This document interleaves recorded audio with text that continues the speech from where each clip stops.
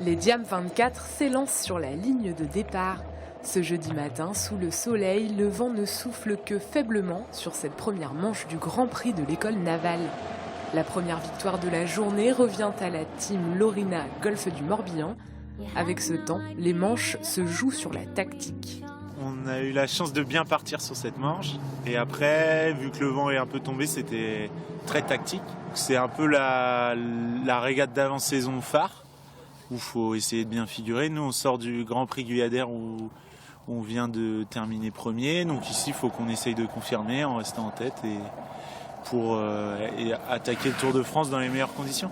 Pour le Grand Prix de l'école navale, les sportifs ne se retrouvent pas seulement à Lanvéoc. Cette épreuve va rassembler donc 190 équipages répartis sur 3 sites de course, à l'école navale à Lanvéoc, à Camaret et à Morgat. Ce jeudi matin, les élèves de l'école navale sont eux aussi sur l'eau.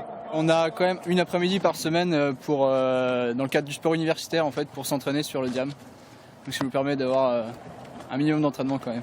C'est vrai que les concurrents sont ont un bon niveau et donc à mon avis on manque un peu l'entraînement mais c'est le jeu aussi, voilà, c'est le début. Le Grand Prix de l'école navale réunit aussi de grands champions de la voile. Nicolas Troussel court ce vendredi.